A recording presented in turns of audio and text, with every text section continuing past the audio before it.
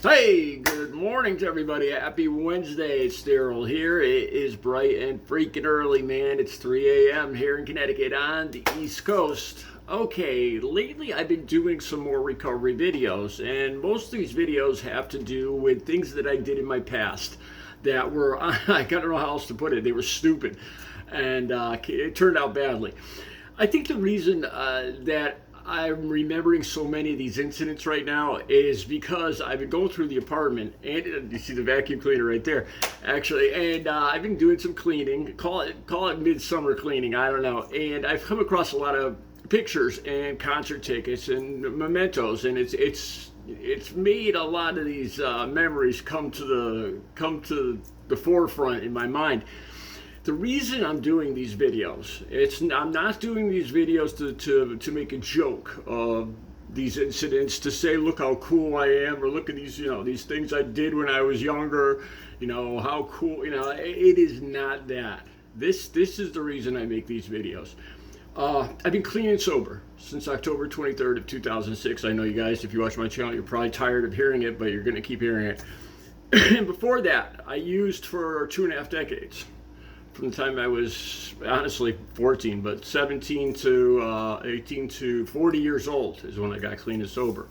And I wasted 2.5 decades of my life. There's people at my age that have grandkids and they own a house, they own vacation homes, they own cars, bank accounts, and I wasted 2.5 decades of my life. And by doing these videos, if I could help, I look at my analytics, and I see you guys' ages. I see if you're male, female, when you watch some of the other channels you watch, and I look at your ages, and I don't get to a lot of real younger people, like under 25 and under.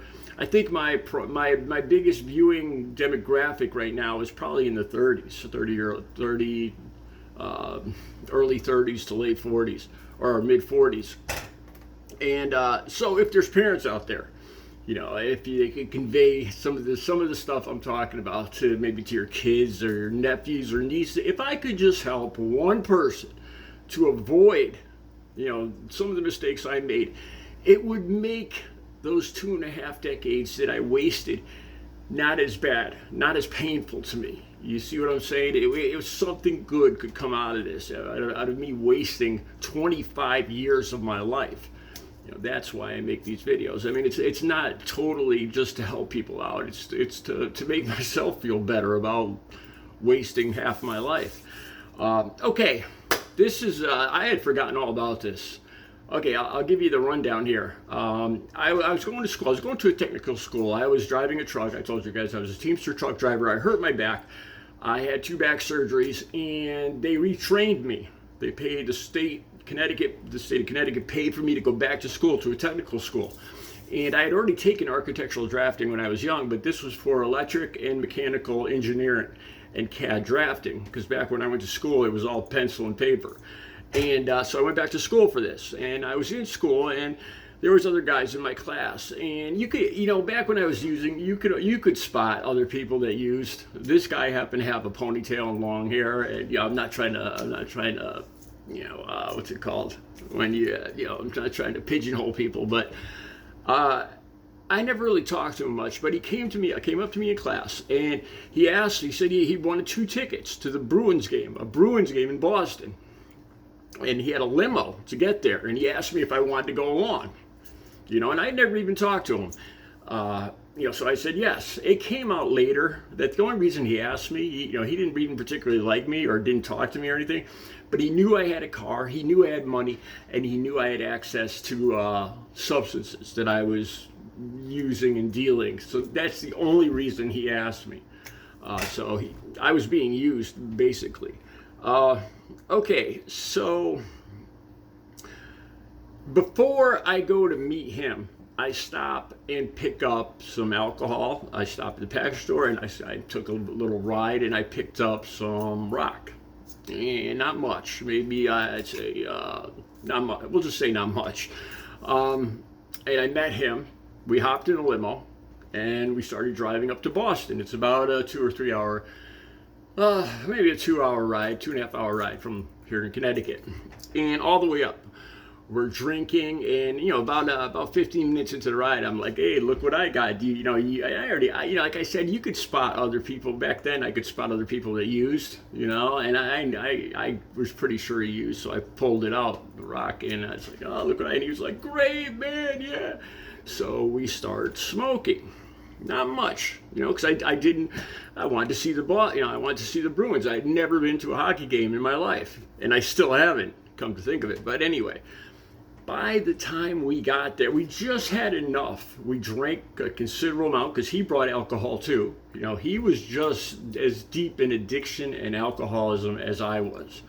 And we drank all this liquor on the way up, and just this little amount of rock we smoked, and it was just enough to get us tweaking, just enough to make us want more. Okay, so we get to the outskirts of Boston, and we come up with a plan. The whole idea. This is what happens when you use this. I can't believe I was so caught up in this stuff. This was our plan. By the time we got to Boston, we decided, hey, how about this? How about we sell these 2 tickets, we take the money, and we go back and go take the limo back and go buy some more rock.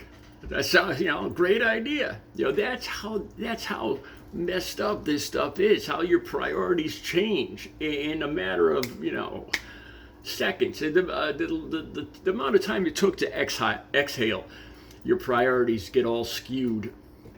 So that was our new plan, and we'd been drinking a lot. So we both go out on the streets around Boston Garden, and we're walking around the streets, and we took turns holding the tickets. I was like, I could sell them better. No, we both were pretty drunk at that point, and we were waving them around trying to scalp them outside the venue. And I lost sight of him for a while. He had the tickets, and I saw him again. And I go up to him, and I'm like, here, give me the tickets. Let me try to sell them. And he goes to hand them to me, and there's only half a ticket left. He was so intoxicated that he was waving the tickets around, and he lost one, and the other one got ripped in half. So he had crap left, useless. He was so intoxicated that he lost it. He basically ruined the tickets. The limo's still, parked, waiting for us. The limo expects they're going to be there for another 3 or 4 hours. We haven't even gone into, to the game yet or anything. We're just, people are going in. Nobody wanted to buy our tickets. Apparently, it's not like a rock concert. The scalp tickets weren't a big deal. Nobody wanted to buy them. So I'm furious with him, and I still had some money, and I had contacts back in Connecticut. And I was ticked off. So I said, you know what? I said, we're hopping back in that limo. We're going back. And I said, I'm going to party. I'm going back home, and I'm going to pick up some stuff. And you could go get lost, because I was so angry with him about losing the tickets. And this made him very, very angry. I had never even really talked to this guy. We get in the limo. Now, the hockey game hasn't even started. And we've already lost the tickets, messed everything up, and we're going back home. And when I first started using, I remember, let me stop there for 1 second. When I first started using, I remember smoking weed, and like when I was 14, when I was younger.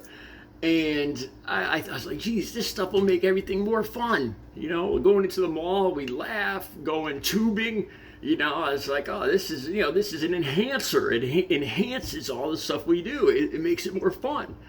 And then I started doing the same thing with Columbia's Finest, and and in my head I'm thinking, this I need this stuff. It makes everything more fun. It makes me everybody's pal. It makes me lively. It makes for a good time.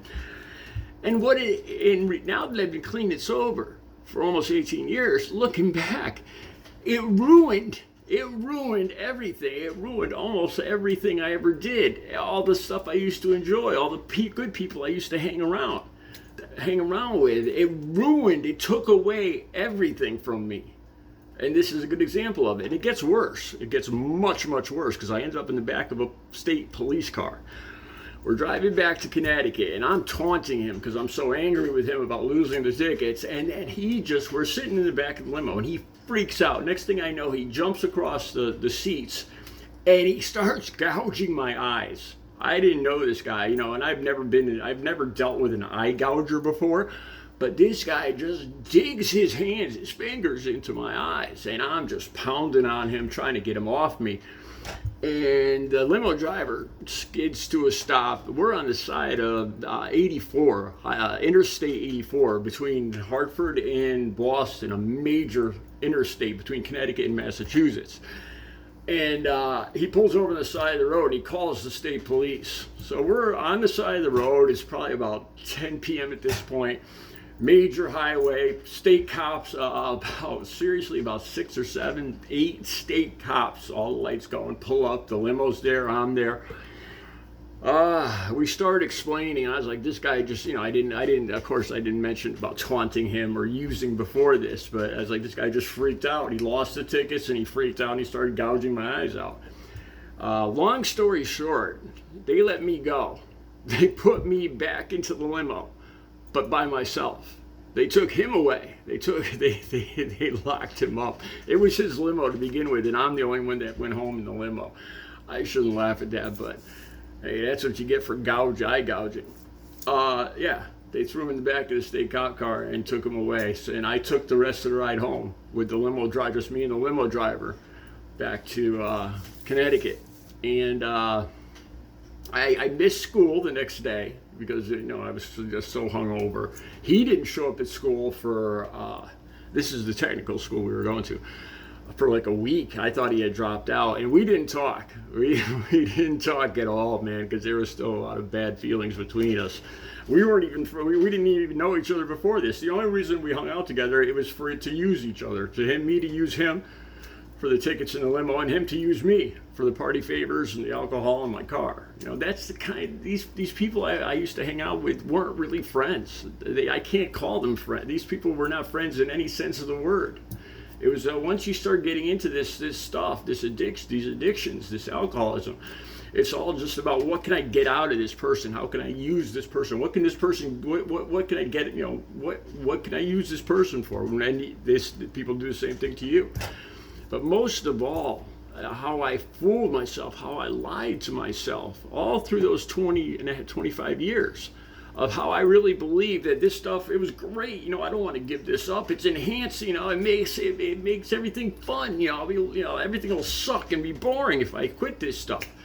And now that I've been clean and sober for 18 years, I realize the truth, how I was lying, how I was fooled, how I just plain lied to myself. And look what it was doing. I never got to see to this day, I've still never seen a professional hockey game. I've never seen the Bruins or anybody else for that matter. The stupidity of that whole night, how just using for those few seconds, for those few minutes, that little amount, changed everything, changed all of our priorities. The hockey game, everything, going out to dinner, seeing a hockey game, the limo drive didn't matter it didn't care. Just we wanted to trade it all just for a few hits. That's what drugs will do to you.